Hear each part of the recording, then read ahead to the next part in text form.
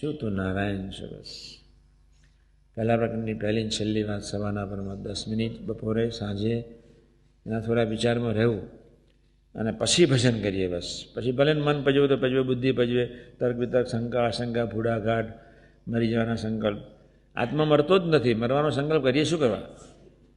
સાંભળી લો બધી વાત. આત્મા મરતો જ નથી, દેહ બદલો છે.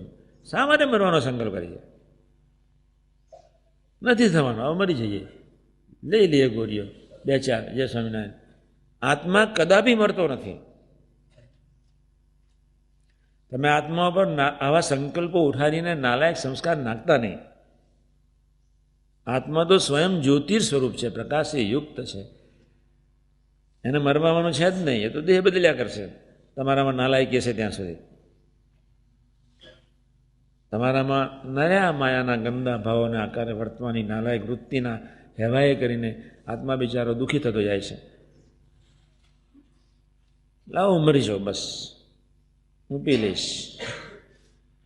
મેં નહીં પેલી વાત કરી હતી જૈન સંપ્રદાયના એક સાધુની. સાસુઓના ઝઘડાની વાત કરેલી. બહુ અમથી કે તમે આમ નહીં વર્તો તો હું પી લઈશ, નહીં વર્તો તો હું પી લઈશ, નહીં વર્તો તો પી લઈશ. 3 અઠવાડિયામાં 3 વાર કહ્યું. આમાં ભરતી જ નહીં. હારા બહાર જ છે, આપણે બહાર થઈ જાવ. પી લીધું.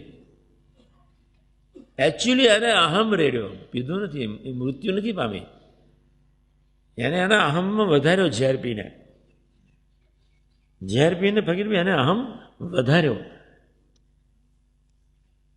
આ તો એવા ને એવા જ છે, આ બહાર જ છે. બોલી કે હું પી લઈશ. પીવું જ પડે ને. એના કરતાં એ વિચારને સાથ જ ના આપ્યો હોય તો શું હતો છે? જ્યારે બેરીડી ખતમ થાય એટલે શું થાય? મરી જવું છે. બસ આપણાથી નહીં થાય, આ છોડી દેવા જેવું છે. સ્વામીને એકવાર કહી દે ખાનગી. જય સ્વામિનારાયણ. એ તો દરેક કહેવાનું છે. પહેલા પ્રકારની પહેલી છેલ્લી વાતને આ વાતનો જ્યારે વિચાર કરીએ ત્યારે એ સંકલ્પમાં તમે કોઈ સંજોગમાં ભરી શકશો જ નહીં. નેવર. અને આ 3 વાતમાં મસ્ટ તમારે વિચારમાં રહેવું પડે જ. મસ્ટ એટલે મસ્ટ. પહેલા પ્રકારની પહેલી છેલ્લી.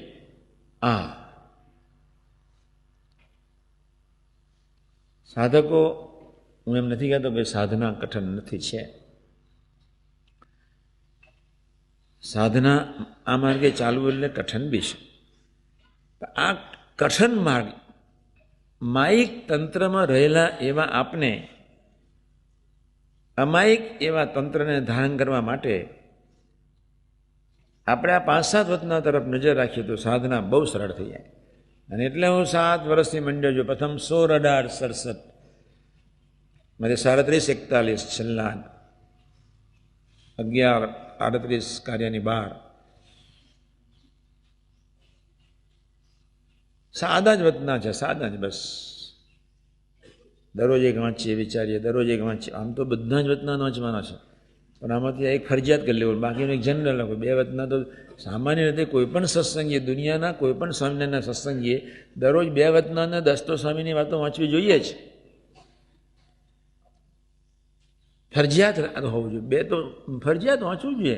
ગમે તેવો ખેડૂત હોય, ગમે તેવો મલ્ટીમિલિયનર હોય, ગમે તે માણસ હોય, 2 વતનાને 10 તો સ્વામીની વાતો એને વાંચવી જ જોઈએ. આ તો એને ફરજ બનાવી દેવી જોઈએ. એને જીવનની રહેણી કરણીમાં બની લેવું જોઈએ. એની ઓફિસના કામનું કામ છે એમ માની લેવું જોઈએ.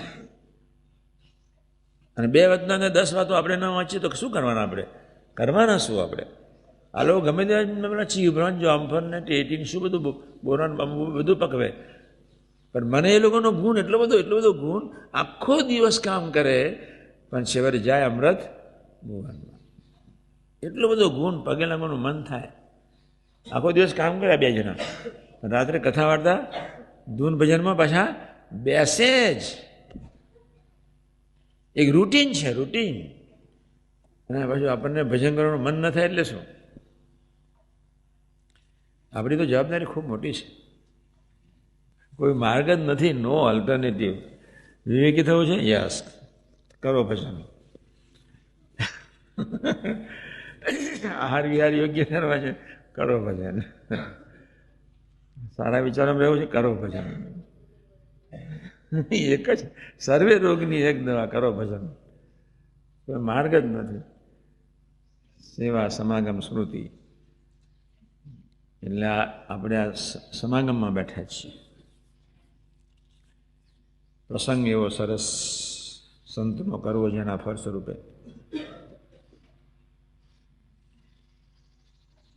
ભગવાન સ્વામિનારાયણ પર્વતભાઈની ઘરે ગયા. દુષ્કાળનો એ સમય હતો. છેલ્લી વાત પૂરી કરું છું. પર્વતભાઈની નિશ્ચિંતા, પર્વતભાઈનું કરતા હર્તાપણું માનવું, પર્વતભાઈનું પ્રભુ સાથેની પ્રીતિ, અગ્નોતેરો કાળ. ભેસાણથી ચિઠ્ઠી લઈને માણસને મોકલ્યો ભગવાન સ્વામિનારાયણે. ભેસાણ આવ્યું સુરેન્દ્રનગર ડિસ્ટ્રિક્ટ. પર્વતભાઈ પેલા ખૂણા ઉપર 300 કિલોમીટર. પેલો ક્યારે જતો છે? ગધેડા પર બેઠો, ઘોડા પર બેહાડ્યો છે મહારાજે કે આપણે જુનાગઢ પ્રદેશમાં પણ અંગક્ષેત્ર ખોલવું છે. પહેલી તમારા ઘરથી સકલજો, જેટલું અનાજ હોય એટલું એમાંથી મન રાખીને બાકીનું બધું અંગક્ષેત્રમાં મૂકીને અંગક્ષેત્રની શરૂઆત કરી દેજો. કાગળ પહોંચ્યો, રાજી થઈ ગયા. હાશ, ચાલો સેવામુખ થઈ જઈએ. ઘરવાળીએ કાગળ વાંચ્યો. ઘરવાળીને કહ્યું કે 32 મણ છે, 62 મણ. ઘરવાળી કે 10 મણ રાખવો પડશે, 1 મણ નહીં. ઘરવાળી કે કેટલા? પેલો ધીમે, પર્વતભાઈ એટલા ધીમે સમજાવે. મહારાજે લખ્યું છે, રોટલા મહારાજ આપે એ આપણને જીવાડે, આપણે ખુરશીધર મહારાજ જરૂરથી આપશે. મહારાજ 300 માઇલથી કાગળ લખે છે, અહીં થોડા આવવાના છે. આ તમારો મન બાજુ તો 5 દાડામાં પૂરો થઈ જશે. પર્વતભાઈ એટલી ધીરજથી એની મિસિસને સમજાવે, એટલી ધીરજથી મિસિસને સમજાવ્યા. આ પાડી મોડ આ પાડી સમજાવ્યા. કારણ કરુણાનિધિ મહારાજ, એટલા બધા કરુણાનિધિ. ઓહો! પણ એ પ્રસંગ અંગક્ષેત્રનો ભલે હતો, દુષ્કાળ ભલે હતો, પણ પ્રસંગ તો પર્વતભાઈનો હતો કે મિસિસની સાથે કેવી રીતે વર્તે છે.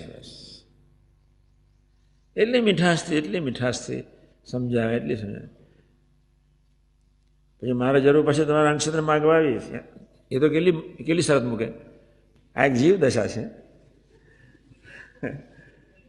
કરુણ હાલત છે આ દેશની, આપણા બધાની. ભગવાન સ્વામિનારાયણ પહોંચી ગયા.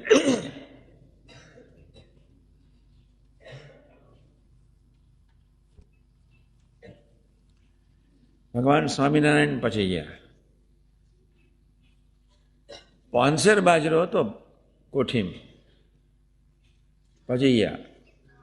હસબન્ડ એન્ડ વાઈફનો ઝઘડો થવાની તૈયારી પર ભગવાને ભગતનો પક્ષ રાખ્યો. ટાઈમે પહોંચી ગયા. બાઈને આનંદ કરાવી દીધો. ઢોકી દો, ઠાકોરજી પધરાવી દો, કાઢો, ઉગાડશો નહીં. રોટલા ચાલુ કરી દીધા. પણ પર્વતભાઈની ધીરજ કેટલી બધી સરસ. પર્વત ભગવાનને બોલાવવા માટે ધીરજ જોઈએ ને. ઓલરે ત્યાં તો ભગવાન દૂર જ ઉભા જોયા જ કરે, હસ્યા કરે. અમારો બેટો મને ભૂલ